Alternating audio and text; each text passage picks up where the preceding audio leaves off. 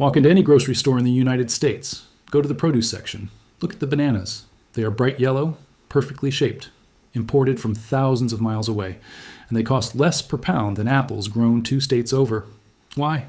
How does a tropical fruit that has to be shipped across oceans, refrigerated in transport, and handled through multiple supply chains end up cheaper than a domestic product that grows in your own region? The answer is not logistics. The answer is not efficiency. The answer is that the cost of that banana was not paid in dollars. It was paid in coups, assassinations, and massacres. And the company that built that system was not just a fruit distributor.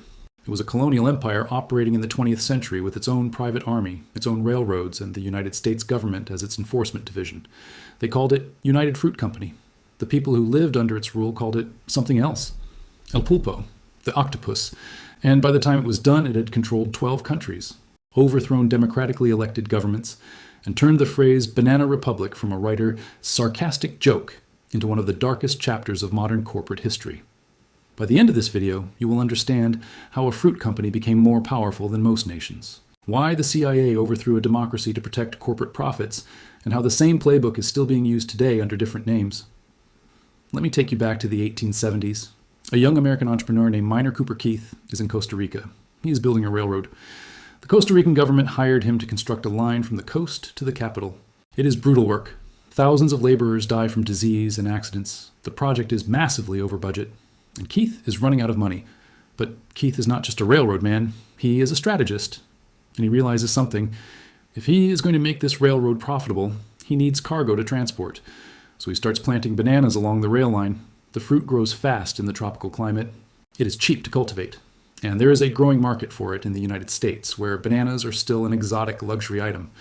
Within a few years, Keith is not just building railroads, he is running banana plantations. And he is doing something that no one else had done before. He is integrating the entire supply chain.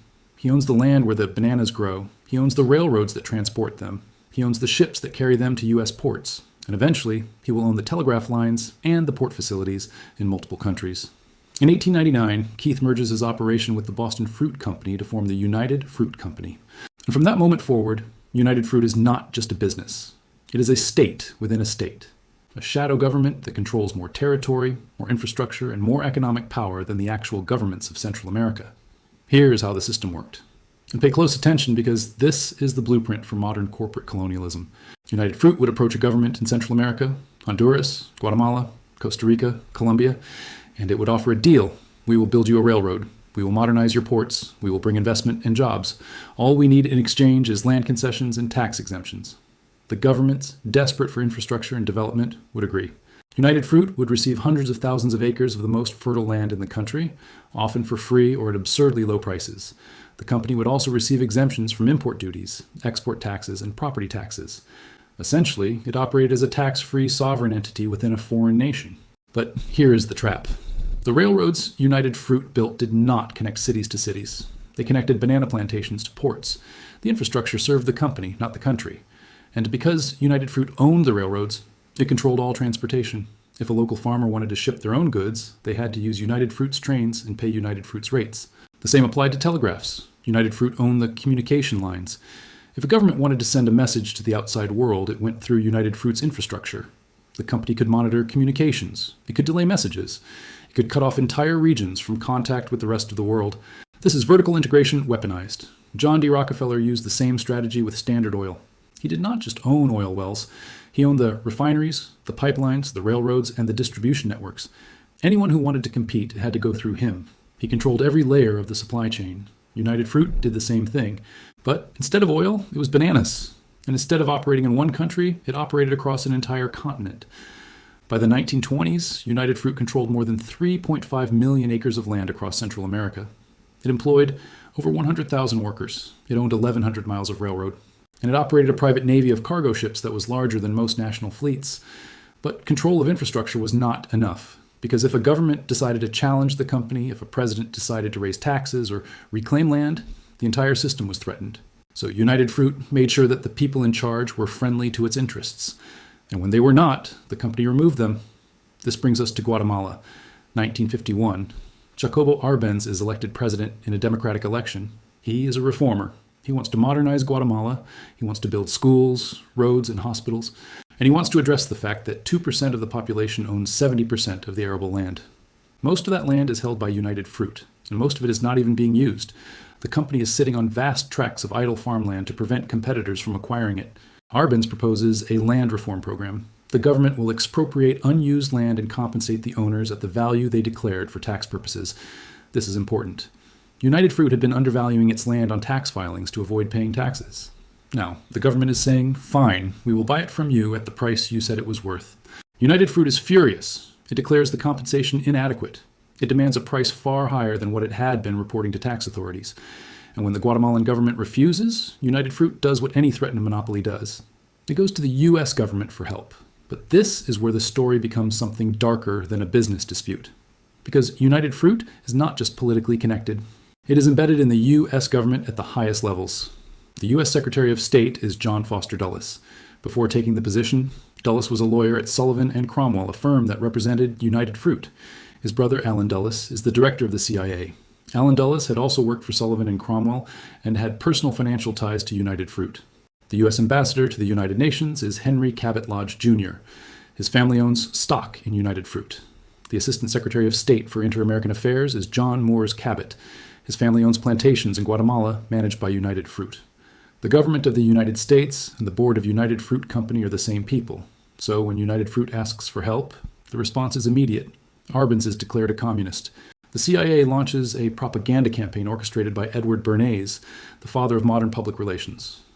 Bernays plants stories in American newspapers claiming that Guatemala is becoming a Soviet satellite state, that Árbenz is arming communists, that the country is a threat to U.S. national security.